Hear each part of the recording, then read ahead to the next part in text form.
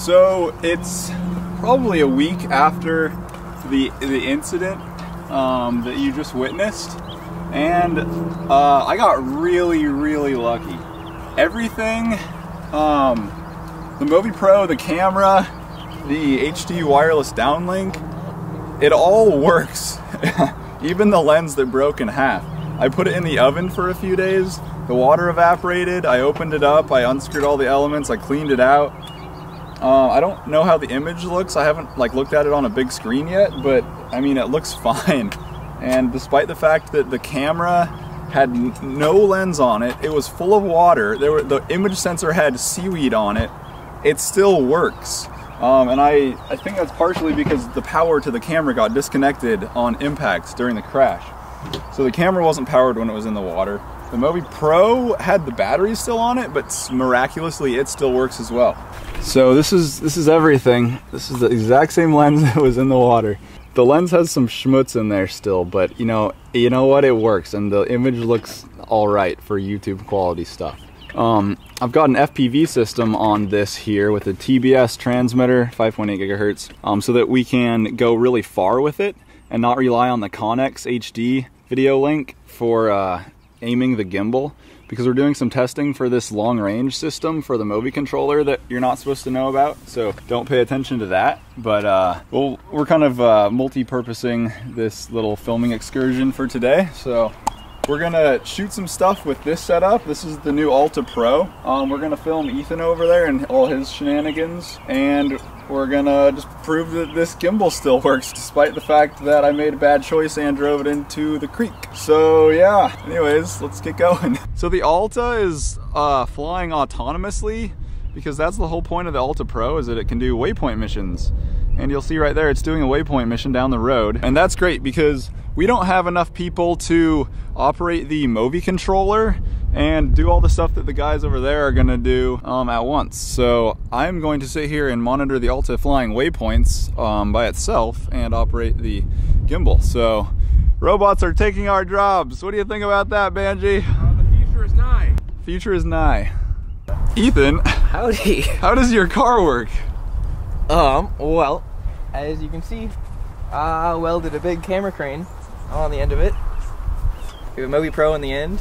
We have I don't know, how high is that? Probably goes up to 10, 15, probably 10 feet at the highest. If you can really scoot it up there. We've got a kind of sketchy vibration isolator on the end, so that all the bumps that happen when you're driving don't show up in video as much. We have some fashionable rags to kind of damp things a little bit. Version 2 of the vibration isolator is coming, but this is version 1. You know, I know a guy that sells those. You just like to weld your own? I just had to weld my own out of scrap. Show us the dampers, the door dampers. The door dampers? Yeah, on the vibration isolator. Oh yes, these are Subaru struts from the hatch that is now missing from the back of my car. They mostly work. Because if you didn't know, this is the Subaru without back. This is the Subaru without back. The idea is that you have a driver in there and a MoVI up in the passenger seat. Oh, your crane's going rogue. Oh no, so much wind. That's a lot of weight. Take me out. That's a lot of inertia. Yeah, there's a lot of inertia there. But there's a lot of wind. You just get your trusty old rock climbing harness. You just get your rock climbing harness, and then you kind of stand on the back here. Then you're nice and secure. And then you can. What do you got? What's this? Control. Oh, that's a jank gimbal. See, this is the gimbal that I should have had on my plane when I crashed it over there in the bushes in the creek. So without back, camera crane. The inside has a nice layer of dirt in which you can grow seedlings on your dashboard. Pretty great, Ethan. You really got it going on.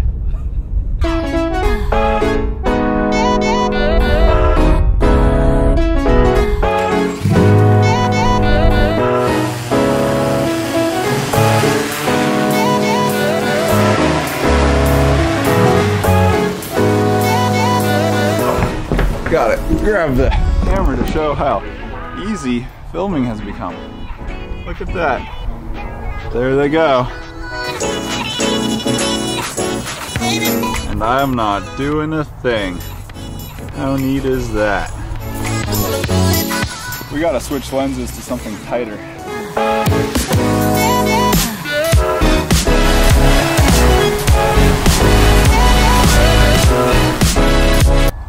Now we got a 24mm lens on there. Are you ready, Banji? I think we're ready. You don't realize how much I appreciate this, because Banji is the least likely person in the world to ride that bar stool down this dirt road.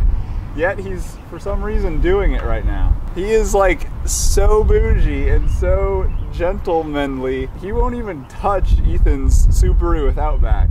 Ah, my Connex cut out. Ah, look at that. Got video.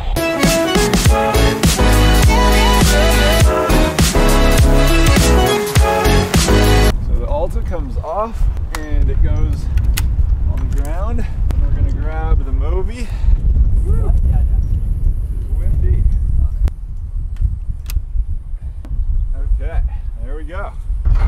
So I can go live with this guy. We had to set all this up right after work and we didn't have much time because it's getting dark now. So we're just using the screen from over here and then this MoVI controller for control, since we're using the new long range that you're not supposed to know about. So you can see, anyways, I have control with this joystick on this other MoVI controller. And that's how we aim the camera. It's pretty neat.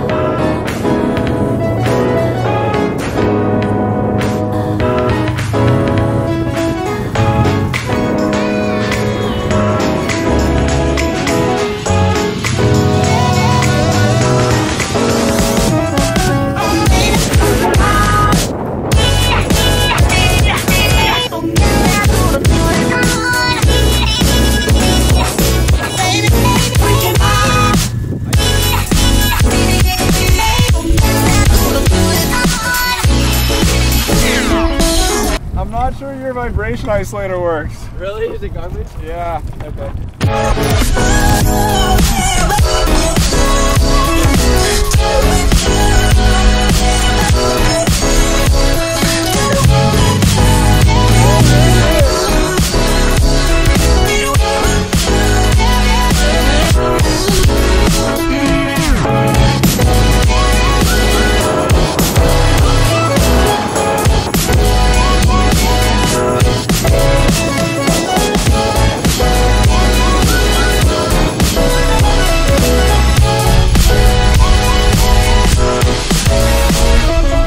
So we are very aware of this problem. The vibration that we're seeing in the video is probably not from the gimbal or the arm.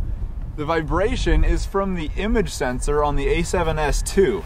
It has the 5-axis in-body image stabilization, where the image sensor is actually floating around in a magnetic field.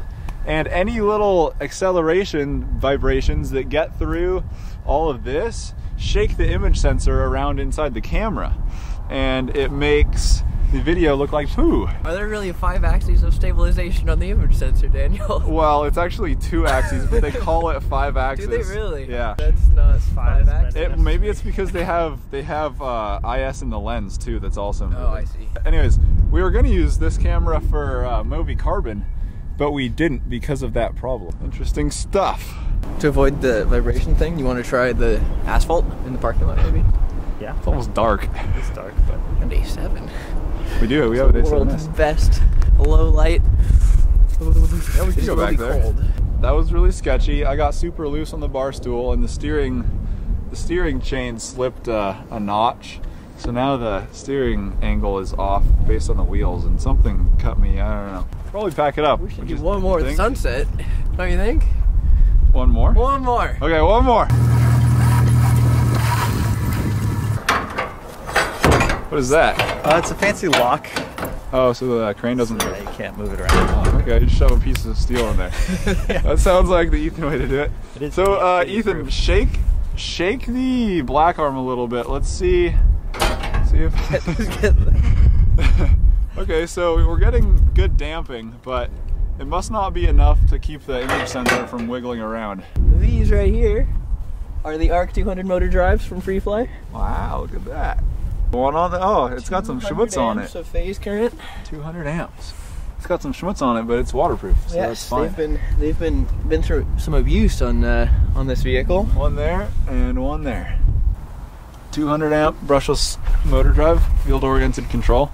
That's how it's able to wheelie, because it has super precise position control of the motor with feedback. And it means that you can only hear chain noise and rubbing mechanical things. There's So a lot of you that. can't hear any motor noise. It's pretty great. That's pretty great. Okay, well.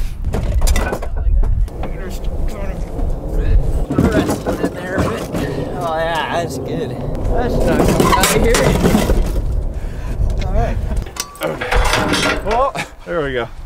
Well, anyways, that's all for that video. I'm very grateful that this MoVI Pro and my A7S II and this Connex system still work after being in the slough over there. But yeah, it's great. So hopefully we will shoot some more stuff with this soon. Hope you liked seeing the Alta Pro do its waypoint thing. Let's get a little taste of what life after work is like at FreeFly. Thanks for watching, bye.